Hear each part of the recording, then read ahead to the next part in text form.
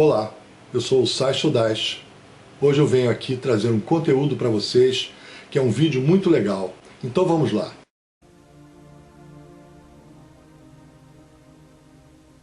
Esta história começa antes da destruição causada pelo dilúvio, quando ainda existia outra civilização na Terra, sobre o lugar que hoje, convertido em lenda, chamamos de Atlântida.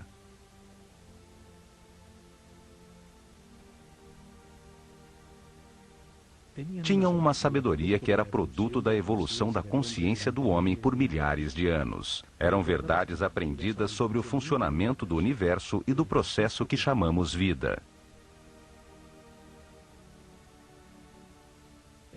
O estudo das constelações lhes revelou que a humanidade era uma união vivente entre o céu e a terra, e que as estrelas e os sóis a influenciavam, formando estações, ciclos e ritmos.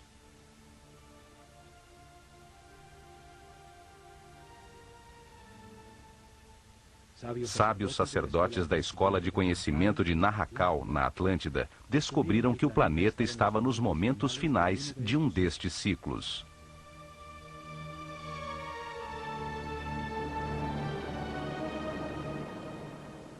Avisaram, sem que lhes dessem ouvidos, que uma catástrofe eminente destruiria as estruturas que organizavam a vida do homem.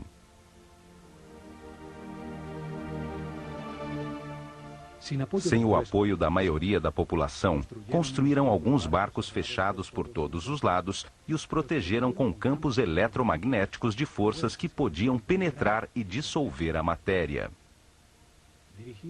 Comandados pelo sumo sacerdote Chiquitet Arelish Vomalitis, subiram a bordo com suas famílias, alguns instrumentos e animais domésticos e afastaram-se de Atlântida.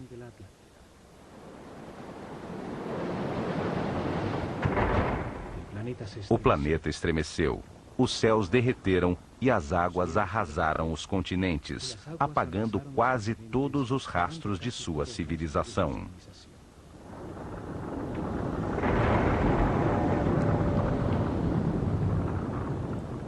Como evidência próximo ao Egito, foram encontrados uns gigantescos monumentos de pedra chamados megálitos, que por seu tamanho, peso e difícil montagem, revelam uma tecnologia desaparecida, certamente da civilização Atlante. A primeira evidência está em Baalbek, Líbano. Lá se encontram os 3 maiores e mais pesados monumentos de pedra do mundo, chamados monolitos. Cada um pesa 1.200 toneladas, mede 25 metros de comprimento, 8 de largura e 5 de altura. O maior peso que podemos levantar com um guindaste é o ônibus espacial Discovery, que pesa somente 150 toneladas, 1/10 do peso dos monolitos. Não existe hoje tecnologia para levantá-las, e muito menos para posicioná-las com tanta precisão. O lugar onde foram talhadas fica a 3 quilômetros, onde se encontra uma pedra do mesmo tamanho que nunca foi utilizada pelos construtores originais. Em virtude do seu tamanho, a misteriosa plataforma tornou-se um lugar sagrado para as culturas que, depois do dilúvio, se assentaram na região. Assírios, persas, gregos e, por último, os romanos construíram seus principais templos sobre a plataforma. A segunda evidência está em Jerusalém. A cidade é sagrada para 3 religiões. Lá existem outros desses megálitos, monumentos gigantescos, pesando cada um mais de 800 toneladas. Por seu enorme e inexplicável tamanho, também se converteram em lugares sagrados em volta dos quais cresceu Jerusalém. Fazem parte da enorme plataforma que sustentava o templo dos judeus e que hoje segura a mesquita de Al-Aqsa e a cúpula da Roca. As pedras fazem parte das fundações do Muro das Lamentações. Hoje chega-se lá por um túnel que revelou as enormes pedras. Os megálitos de Baalbek e de Jerusalém faziam parte de construções desaparecidas com o cataclismo universal e permaneceram em seu lugar por serem tão imponentes. Este cataclismo destruiu a civilização Atlante. Isto aconteceu por volta do ano 10.900 a.C., quando o sistema solar transitava no signo de Leão, e está registrado nos livros sagrados de todas as culturas do mundo.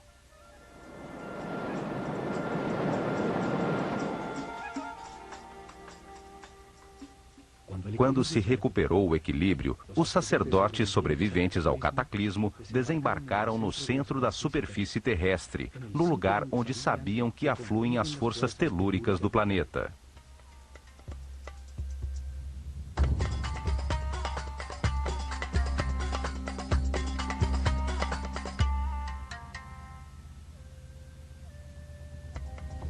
Esperavam utilizar essas forças para dar impulso ao pensamento do homem, construindo maciças formas piramidais que ressoavam, concentravam e transformavam a vibração fundamental do planeta em energia. Seres muito avançados espiritualmente, que tinham um conceito de progresso que não estava baseado em aquisições materiais, mas em encontrar a paz e a harmonia interior, transformando o limitado homem-animal num super-homem. Estes sacerdotes, num momento que chamaram de Zep-Tep, o tempo novo, viram ressurgir das águas um oásis estreito e longo, uma terra fértil, rodeada pelo deserto protetor, às margens de um longo rio. Chamaram-no Egito. A terra que emerge das águas, o país de um único rio, o Nilo, com as melhores condições para gerar uma nova civilização. Os sacerdotes viram o cataclismo como uma oportunidade de orientar a humanidade a um destino mais alto e estruturar neste novo ciclo uma sociedade dedicada ao aperfeiçoamento espiritual.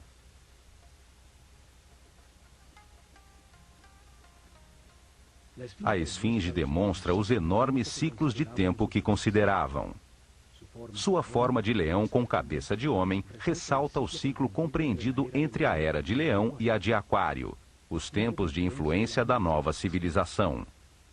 Viam a vida como um processo desenhado por Deus, no qual o homem reencarna sucessivamente para aperfeiçoar-se e ascender na hierarquia do universo.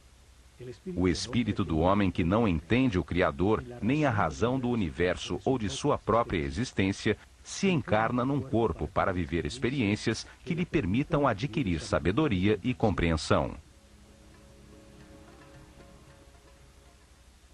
O lugar em que reencarna e experimenta tudo tem dois extremos opostos. É um universo polarizado e dual, que permite a comparação entre as partes, para compreender qual é a verdadeira.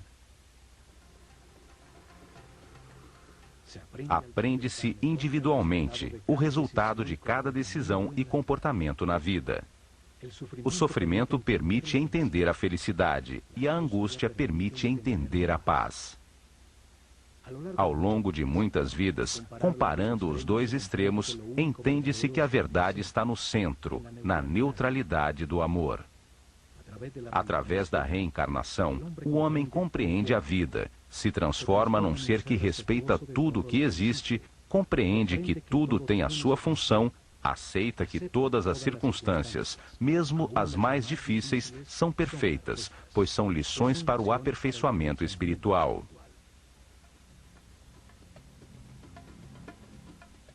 Vida após vida, o homem vai subindo de nível, tem mais informação, permanece em paz e harmonia, maneja mais energia vital, se transforma num ser tolerante e respeitoso que alcança mais poderes.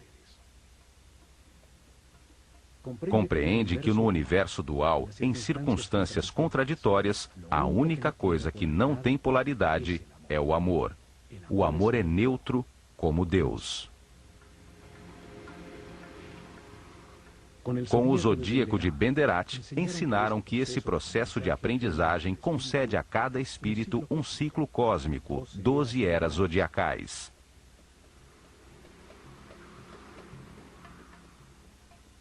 Um giro completo do sistema solar, recebendo a radiação de cada uma das 12 constelações.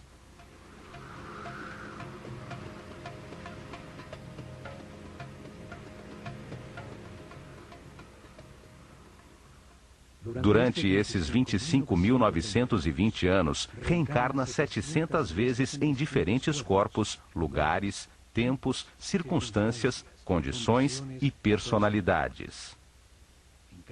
Em cada vida aprende algo diferente. Cada vez nasce influenciado de diferentes maneiras pelas forças que as estrelas irradiam. Assim, todo ser vivo cumpre um ciclo cósmico, recebendo energia das 12 constelações e a influência dos céus, que marcam ritmos e produzem estados diferentes. Conhecendo a relação deste processo de aprendizagem, das vidas do homem na Terra com o movimento do planeta e do sistema solar, regeram os seus planos pelas estrelas.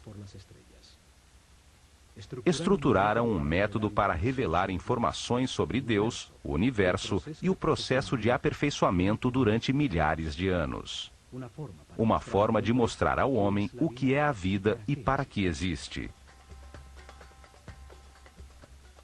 Estabeleceram fases para revelar informações sobre Deus ao seu povo, etapas que mudariam com as eras zodiacais na abóbada celeste. Épocas dedicadas a estudar como Deus criou o universo e depois a consciência do homem. Cada fase da revelação foi dirigida por um centro religioso construído ao longo da coluna vertebral do Egito, o Nilo.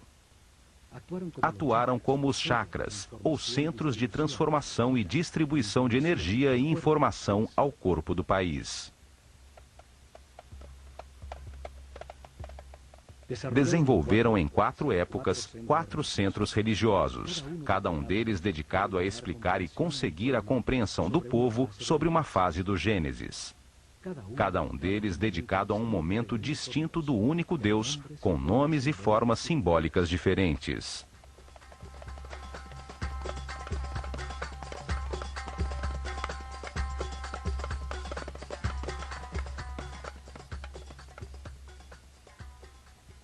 O primeiro centro religioso estabeleceu-se em Anu, chamada Heliópolis pelos gregos. Ao começar a Era de Gêmeos, no ano de 6.620 a.C., na época pré-dinástica do Egito. Uma época dedicada à simetria na arte e na arquitetura. Foi dedicada a revelar informações sobre as características, qualidades e significados de um Deus absoluto, o único Deus, a causa original, o todo, que chamaram Atum-Ra, a unidade homogênea, estática, antes de manifestar o universo. O segundo templo estabeleceu-se em Mênfis, ao começar a Era de Touro, ano 4.460 a.C.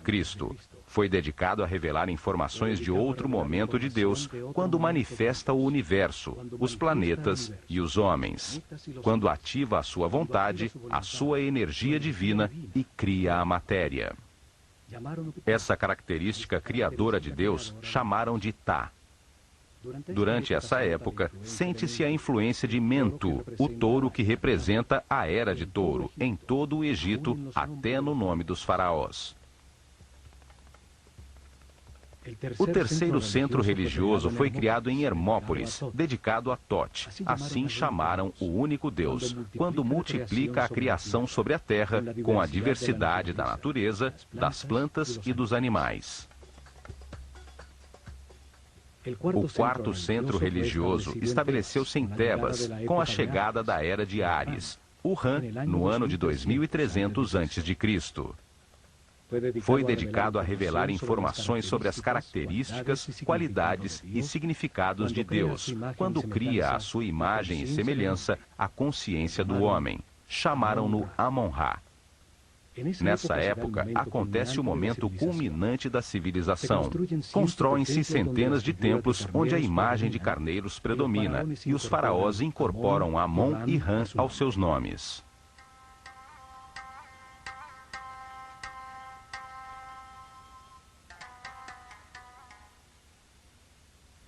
As mudanças de era ou constelação zodiacal determinaram a duração de cada fase da revelação. O povo entendeu aos poucos que existe um só Deus, que por suas características e momentos diferentes em que cria o universo e o homem, tem nomes diferentes. Criaram uma escola de mistérios para transmitir o seu conhecimento, garantindo sacerdotes sucessores de sua casta para continuar o processo de revelação. Se desenvolveram ao redor dos templos e centros religiosos. Em seu interior, se dedicaram a converter os iniciados em seres respeitosos, capazes de guiar seu povo e manejar as forças fundamentais da natureza. Escolheram seus discípulos entre todos os meninos do Egito, pelo nível de consciência e de sensibilidade que demonstravam, dando-lhes a possibilidade de dedicar-se a uma vida de sacerdócio.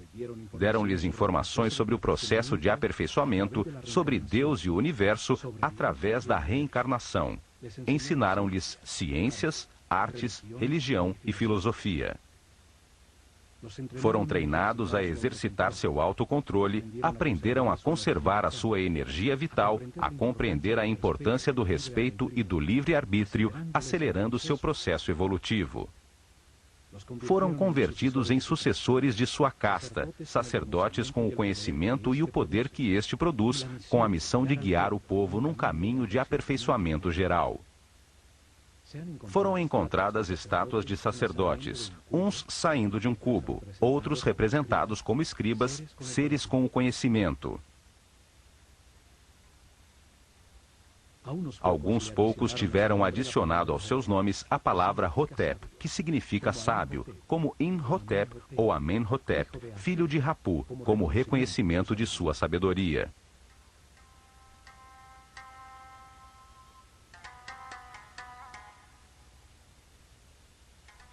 Foi dos templos onde concentraram o conhecimento, o poder, a riqueza material e espiritual que impulsionaram a organização da civilização egípcia.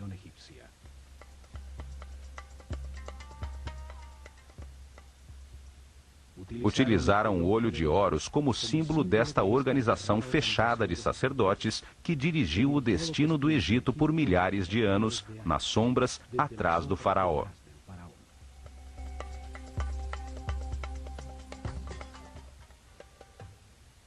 A escola de mistérios utilizou o olho de Horus como seu símbolo, uma assinatura que aparece nos muros de todos os templos do Egito. Um símbolo que traz à mente e evoca o seu significado, sua ação principal, e transmite uma ideia de uma maneira muito simples, além das palavras. Seu significado pode ser entendido milhares de anos depois de ter sido desenhado.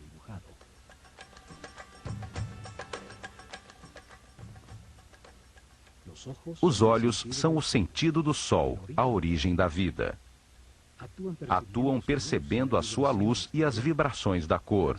Transmitem à mente a intensidade e a força do fogo. Os olhos são os terminais nervosos que percebem a vontade divina, a intensidade da luz, a força de Deus, que os egípcios chamavam de Fi. A força que condensa o espírito na matéria, dando lugar ao universo, o lugar de experimentação da consciência. São os únicos nervos na superfície do corpo e que podemos observar em seu funcionamento vital. Florescem dentro de esferas cheias de um líquido branco cristalino.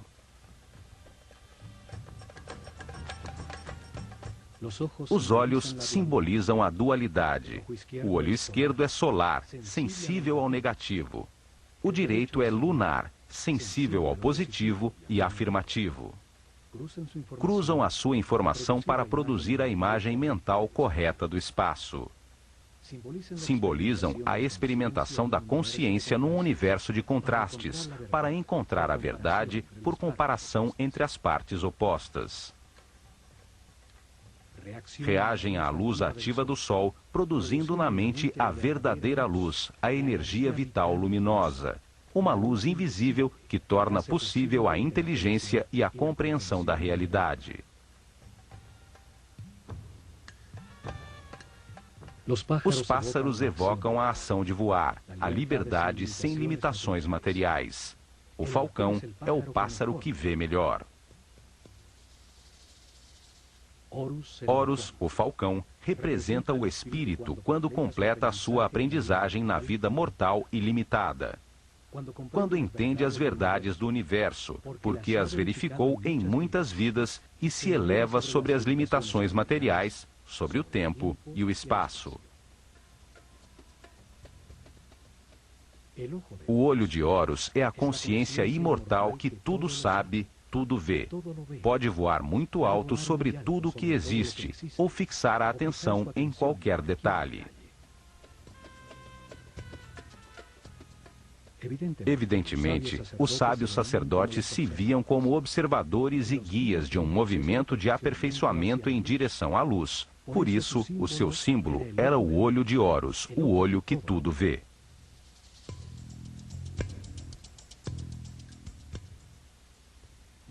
A começar pelos templos, os sacerdotes do olho de Horus guiaram em paz e harmonia o aperfeiçoamento espiritual do povo, revelando informação sobre Deus, o universo e o processo que sofre a consciência do homem.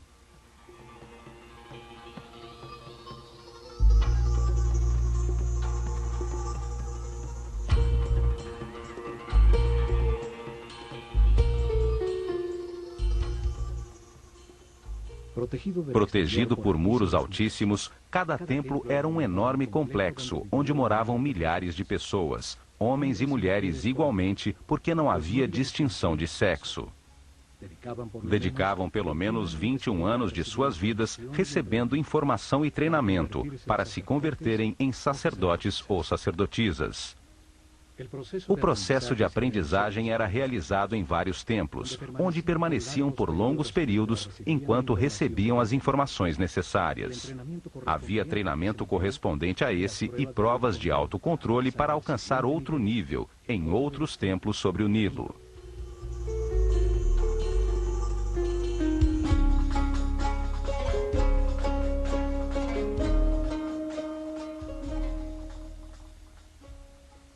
Cada templo era uma biblioteca viva com informação especializada. Cada um continha uma lição diferente sobre o universo ou a razão da existência.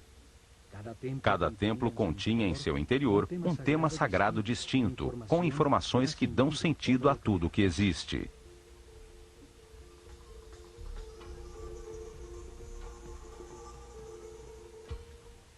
O nível básico se realizava durante os primeiros 7 anos, quando recebiam informações gerais sobre o universo e treinamento para manipular os centros energéticos mais baixos do corpo.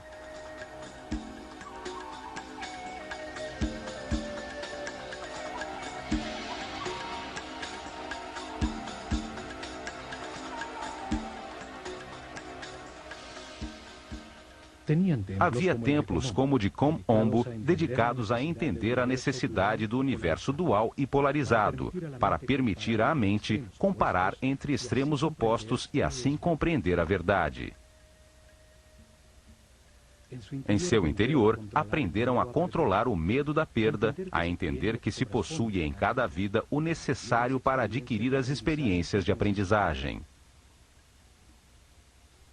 Tinham instalações que despertavam o medo da morte para aprender a controlá-lo e entender que a morte é apenas um passo para outra experiência.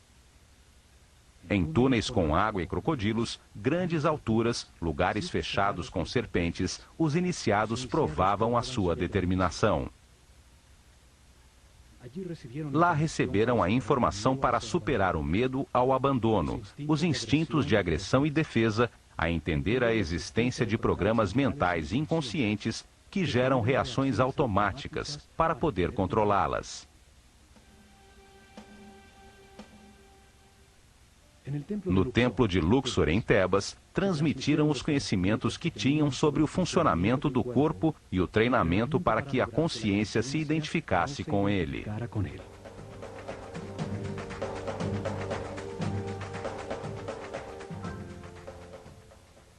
O templo inteiro era como um organismo humano, cada salão representando um órgão com informações nos muros sobre sua função principal, sobre o benefício que o organismo inteiro obtinha ao realizá-la e a sua relação com os outros órgãos.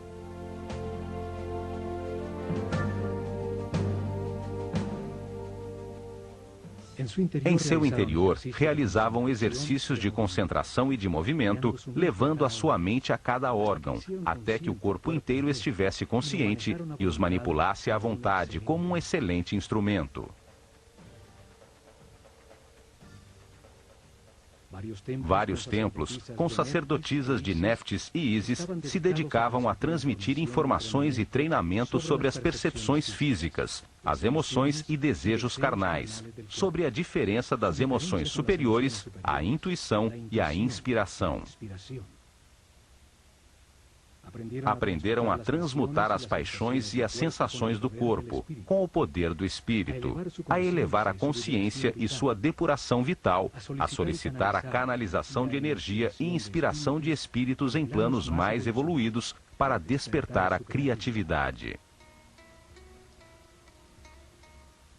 Muitos templos, como o de Hathor, em Denderá, estavam dedicados às ciências, astronomia, astrologia e matemática. Em seus terraços, se dedicavam a registrar os céus, a entender as diversas energias que cada constelação emite e os efeitos que produzem. Seguiam dia a dia os desígnios das estrelas, controlando a duração do ano solar, a data exata da enchente do Nilo, o momento em que a Terra mudou da era de Touro para a era de Áries e os lugares que afetam o processo de evolução.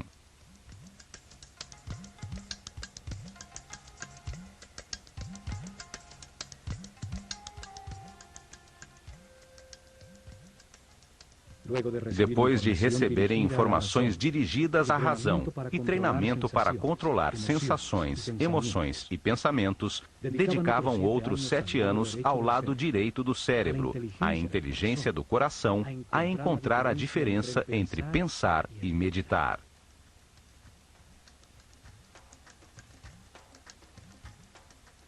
O templo de Karnak, o maior do Egito, estava dedicado à consciência, a analisar as forças que a moldam, a entender o processo de evolução e a acelerá-lo, utilizando conceitos, palavras, sensações, pontos exatos ou movimentos.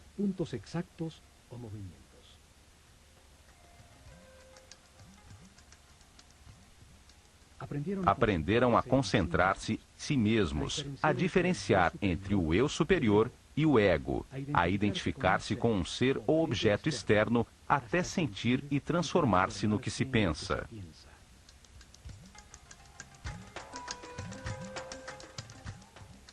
Realizavam exercícios de telepatia em lugares próximos, depois à distância, num momento determinado do dia, até aprenderem a comunicar-se mentalmente a qualquer hora.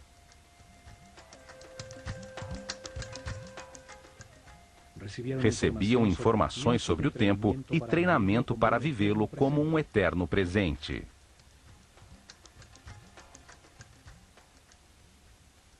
Entendiam que pensar é comparar para conhecer e que quando se sabe tudo, não se pensa nem se compara. Aprendiam a mudar de estado ou nível vibratório, a manejar as circunstâncias externas, conseguindo o equilíbrio emocional como uma decisão mental interna.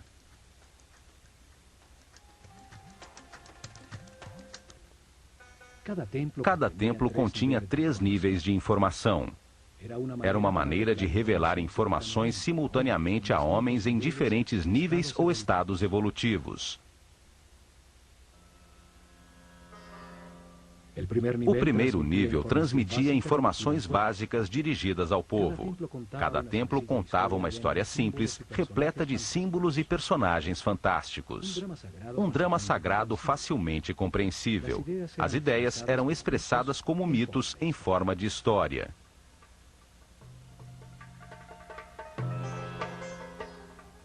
O mito, a história fantástica, foi utilizado como método para revelar ao homem um mundo que ele só entende imperfeitamente. Os mitos ganham vida quando se acredita neles. Inventavam personagens com características simbólicas, com formas que trazem à mente sua função e atividade principal, que participavam de histórias simples e parábolas que contam verdades sobre a natureza humana sem a aridez e a abstração da filosofia ou da metafísica. O povo recebeu a informação sobre cada tema sagrado ao conhecer a história central de cada templo, ao conhecer as fraquezas e forças de cada personagem, as circunstâncias que atravessam e a maneira como os resolvem.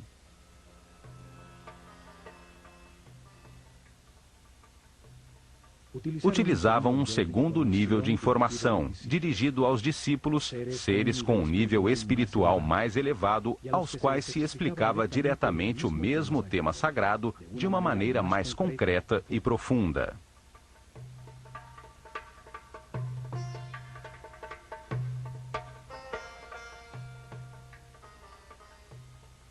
Para isso, utilizavam as cenas descritivas do mito, talhadas nos muros do templo.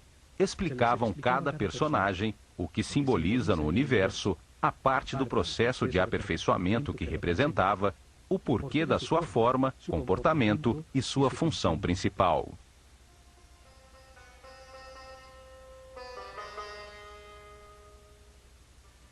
A sabedoria dos sacerdotes do Olho de Horus fica evidente na história contada por cada templo e nas formas que utilizavam como símbolos. Só ao olhá-los, vem à mente a ação vital que representam, ou a qualidade que se ganha ao realizá-la. Ao representar homens com cabeça de animal como símbolo, os transformam em ideias que evocam a característica vital do animal. Trazem à mente a função do animal no universo.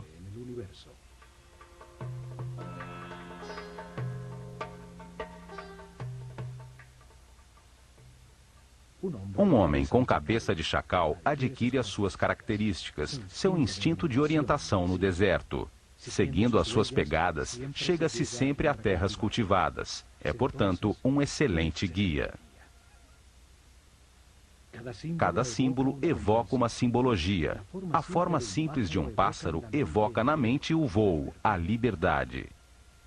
Um disco solar sobre a cabeça de um homem fala da sua iluminação, da sabedoria que irradia, da informação que tem, do nível da sua consciência.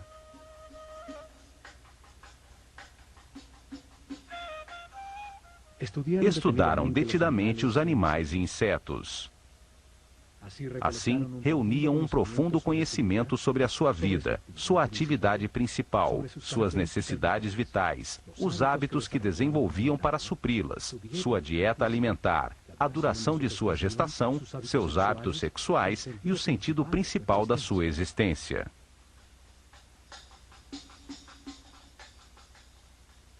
Escolheram os animais mais idôneos para representar uma ação vital e o que acontece no universo quando se executa. O processo da lagarta que se arrasta e tece para depois transformar-se em borboleta.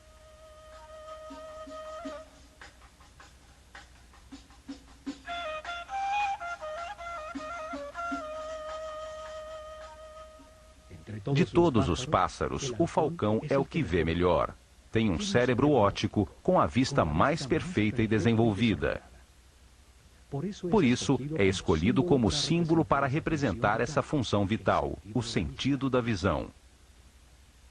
Uma figura humana com cabeça de falcão é um ser que tudo vê, que domina o panorama, vendo perfeitamente cada um dos detalhes em que foca a sua atenção.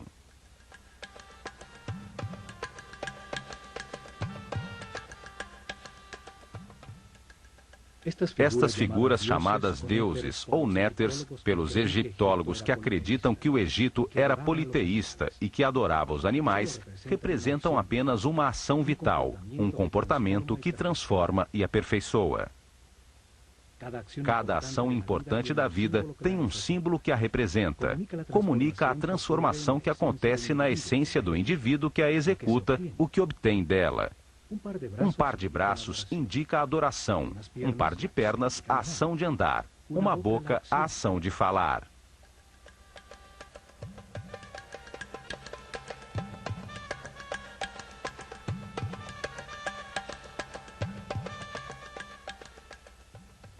E por último, num terceiro nível de informação, cada templo guardou um código secreto embebido no próprio símbolo.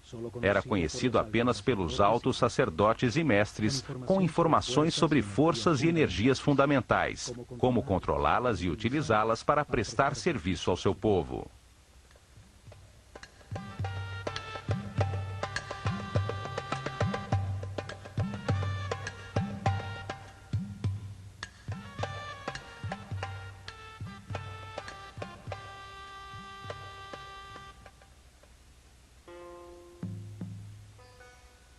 Em templos como o de Horus, em Edfu, o sumo sacerdote levou seus discípulos mais evoluídos a deslocar sua consciência no tempo, abrindo o inconsciente para reviver e compreender as vidas passadas em seu processo de reencarnação. O sumo sacerdote foi sempre um ser muito adiantado no caminho espiritual. Ele não se identificava com o corpo, conhecia perfeitamente o seu funcionamento e que energias utilizar para equilibrá-lo.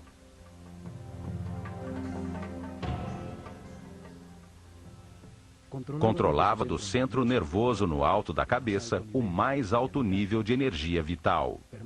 Permanecia num eterno presente, irradiando amor, guiando e servindo com seu divino poder.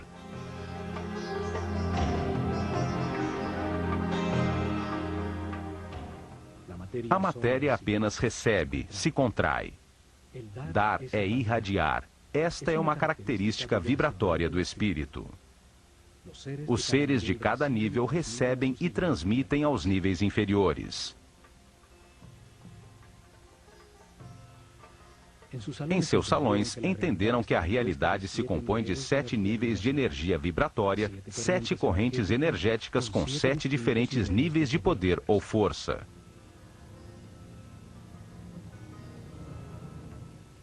O corpo tem 7 chakras ou centros de transformação da energia fundamental do universo.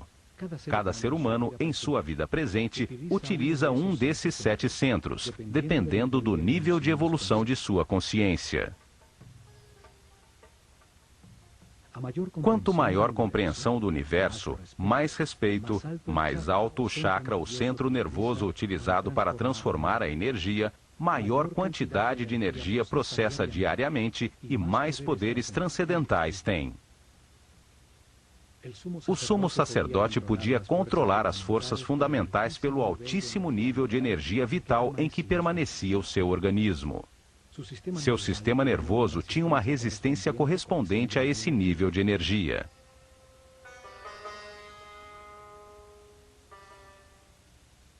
Assim, em todos os templos do Egito, os iniciados receberam informação e treinamento, aumentaram paulatinamente seu nível de energia vital e, de maneira correspondente, o nível de resistência dos nervos de seu corpo.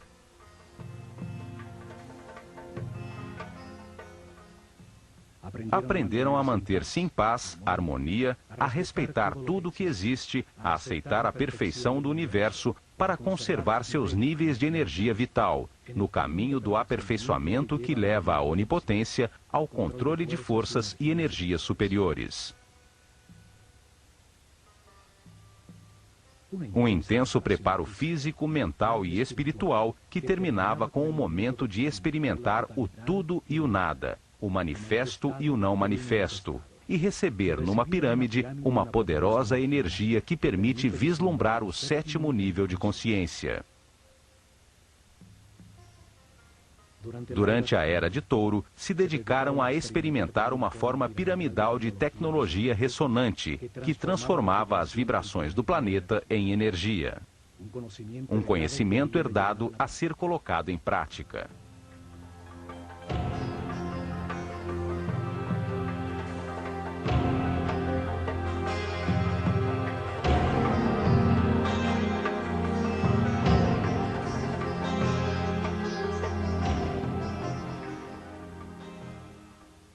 Colocaram maciças formas piramidais de milhões de toneladas em pontos nevrálgicos sobre a malha eletromagnética do planeta.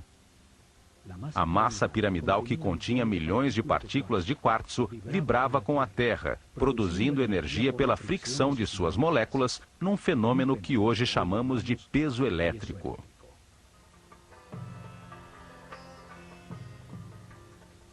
Construíram muitas pirâmides, até chegar ao modelo perfeito da pirâmide de Quéops. Seus corredores, galerias e câmaras transformaram essa energia em som, fazendo vibrar em níveis cada vez mais altos o que fora preparado física, mental e espiritualmente. Esta força impulsionava a mente do homem a perceber outras dimensões, chegando a outros estados especiais de consciência. Com esta ajuda externa, os iniciados vislumbravam o 7º nível de consciência. Retornavam relembrando o êxtase obtido, as verdades verificadas, para transmiti-las a seus companheiros com palavras e ações. Em suas meditações posteriores, obtinham novamente esse estado de unidade sem movimento, até que essa situação se consolide definitivamente, e eles fiquem de maneira permanente no estado de Deus-Homem, sempre irradiando energia positiva de amor.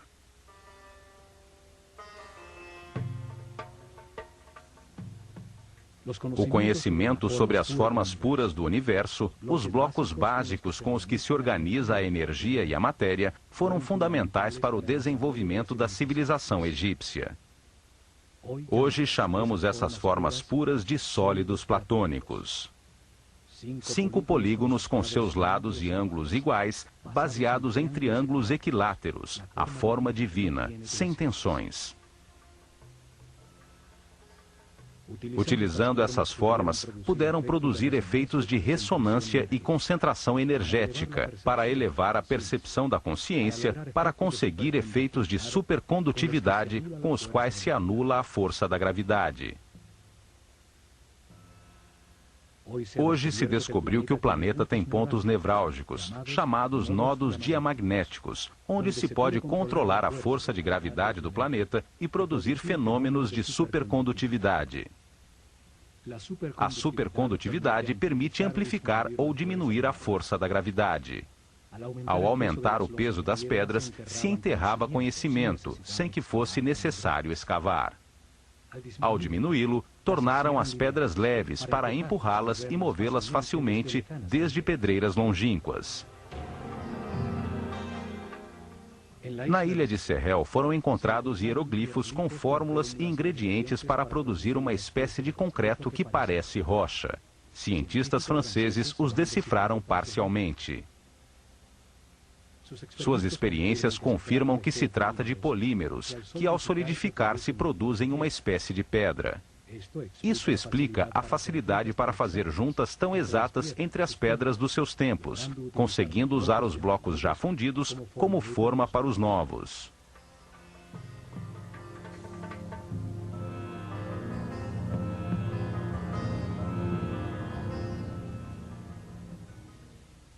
Mas o mais importante foi a sua visão de que a vida é um processo desenhado por Deus para ampliar a consciência do homem. Que o espírito do homem encarna repetidamente num corpo para compreender a harmonia pelos resultados de suas decisões.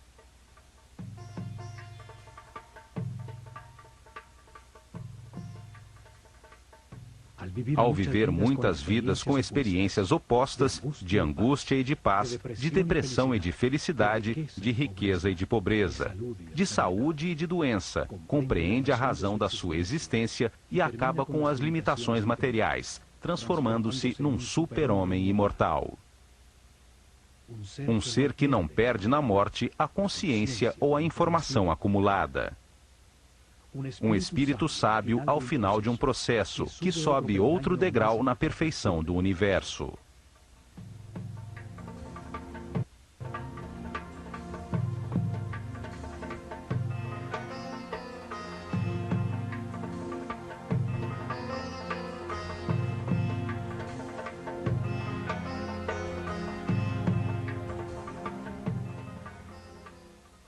O homem reencarna muitas vezes. No princípio, a sua animalidade é dominante. A intolerância e a agressão determinam uma vida de sofrimento. Aos poucos, se enche de dores e, ao tentar remediá-la, deixa de atacar, encontra a paz e, com ela, altos níveis de energia vital.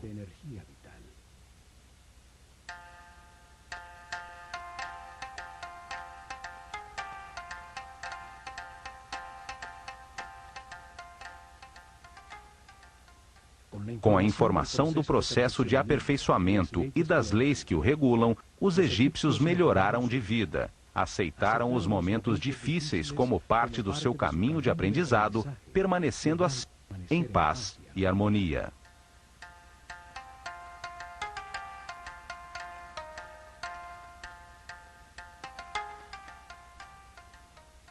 Os templos revelaram como homens, em um mundo de dor, podiam transformar-se em seres sem limitações físicas, com conhecimentos para transmutar a matéria e locomover-se livremente no tempo e no espaço.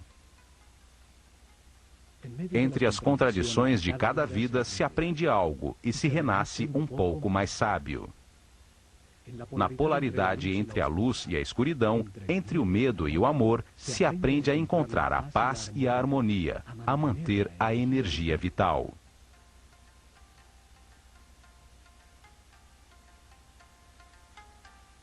Ao sentir na pele os tormentos e a angústia que produzem a ira, o ódio, o rancor ou a vingança, se compreende o valor da harmonia. Ao compreender que cada decisão produz paz ou sofrimento, pode-se passar do inferno da vida ao céu da mesma. O povo entendeu que todas as ações da vida diária, pescar, semear, colher, são uma maneira de aproximar-se de Deus, de se aperfeiçoar a cada dia. Construíram uma comunidade em paz e uma tal felicidade que, quando o historiador grego Heródoto visitou o Egito no ano 500 a.C., não pôde deixar de afirmar: de todas as nações da terra, os egípcios são os mais felizes, sãos e religiosos.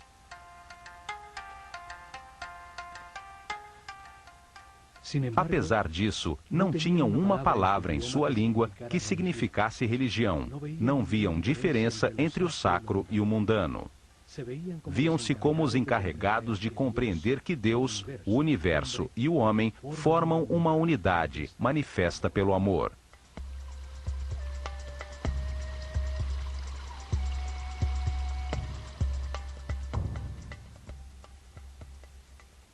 Veremos a mensagem que os egípcios transmitiram em seus templos: que todos os homens avançam por um caminho de aperfeiçoamento que leva muitas vidas. Alguns estão mais evoluídos que os outros, mas todos chegarão à imortalidade e à consciência permanente, somente aprendendo a ser flexíveis, a aceitar as circunstâncias e a respeitar todos os seres que nos rodeiam.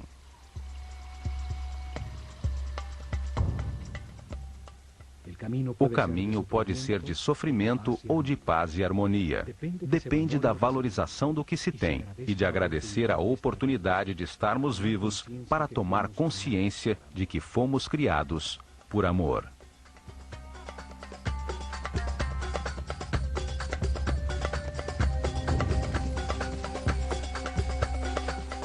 Então, foi bom?